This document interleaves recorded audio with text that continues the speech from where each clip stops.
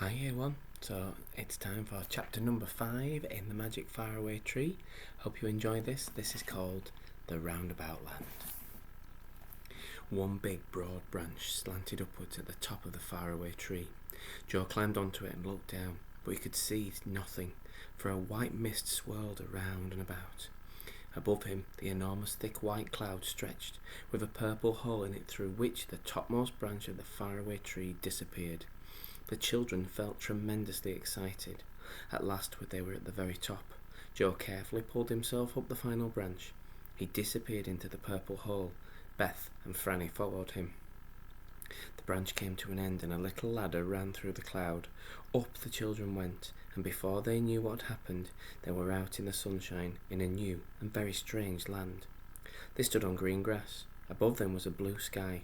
A tune was playing somewhere, going on and on and on. "It's the sort of tune a carousel or a roundabout plays, Joe," said Beth. "Isn't it?" It was, and then, suddenly, without any warning at all, the whole land began to swirl around. The children almost fell over with the swing round beginning so suddenly. "What's happening?" said Beth, frightened. The children felt terribly dizzy, for trees, distant houses, hills and bushes began to move around. They too felt themselves moving, for the grass was going round as well. They looked for the hole in the cloud, but it disappeared. "The whole land is going round and round like a roundabout," cried Joe, shutting his eyes with dizziness. "We've passed over the hole in the clouds. We don't know where the topmost branch of the faraway tree is now. It's somewhere beneath this land, but goodness knows where." "Joe! But how can we get back home again?" cried Franny in a fright. "We'll have to ask someone for help," said Joe. The three began to walk away from the patch of green field in which they were standing. Beth noticed that they had been standing on a ring of grass that seemed darker than the grass around. She wondered why it was, but she had no time to say anything, for really it was dreadfully difficult to walk properly in a land that was going round and round like a proper carousel all the time. The music went on and on too. Hurdy-gurdy, hurdy-gurdy. Joe wondered where it came from, and where the machinery was that worked the strange roundabout land. Soon they met a tall man singing loudly from a book. Joe stopped him, but he went on singing. It was annoying.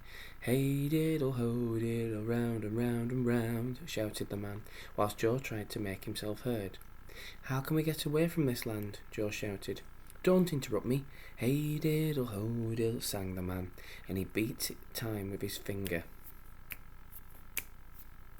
Joe caught hold of the bony finger and shouted again. "Which is the way out of this land, and which land is it?"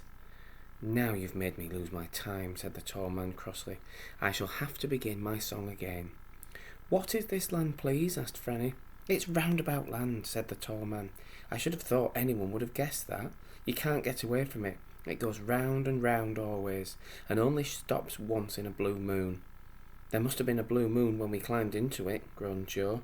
"It certainly stopped then." The man went off, singing loudly.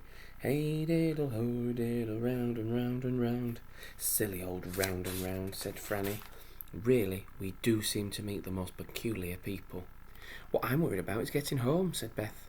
"Mother will be anxious if we are not back before long. What shall we do, Joe?" "Let's sit down under the tree and have a bit more to eat," said Joe. So they sat down and munched solemnly, hearing roundabout music going on and on all the time, and watching the distant hills and trees swinging round against the sky.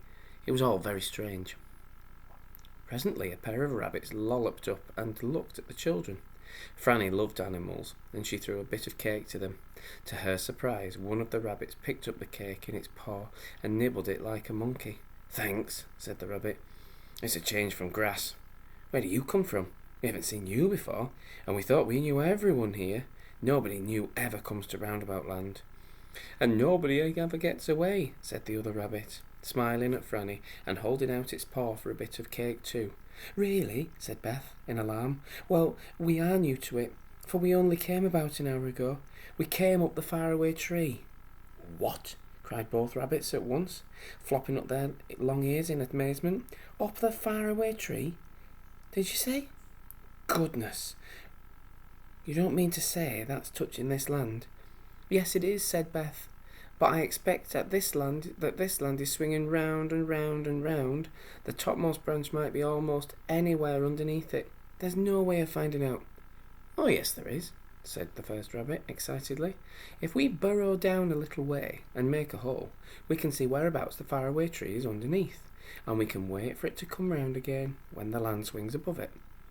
"Well, we came up from the tree just where the grass was darker than the rest," said Beth. "I noticed that. Do you suppose that as the roundabout land swings round, it will come back to the same place again, and we could slip down the topmost branch?"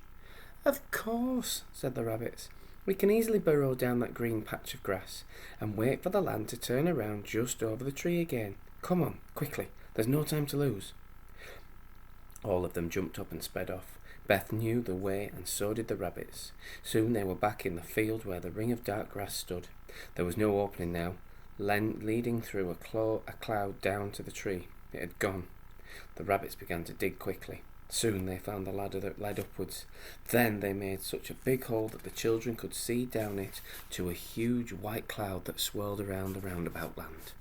"Nothing there yet," said the first rabbit, getting out a handkerchief and wiping his dirty front paws. "We must wait a bit. I only hope that the land doesn't swing on and pass the faraway tree altogether." The roundabout music went on and on. Then, suddenly, it began to slow down. One of the rabbits peeped out of the hole below and gave a shout. "The land has stopped going round, and the faraway tree is just nearby, but we can't reach it." The children peered through the cloud below the ladder and saw quite clearly that the faraway tree was very near, but not near enough to jump on. Whatever were they to do? "Now, don't try to jump," warned the rabbits, "or you'll fall right through the cloud." "But what shall we do?" asked Beth, in despair. "We must get back on the tree before we start moving and swinging again." "I've got a rope," said one of the rabbits suddenly, and he put his hand into a big pocket and pulled out a yellow rope. He made a loop in one end and then threw it carefully at the topmost branch of a nearby tree.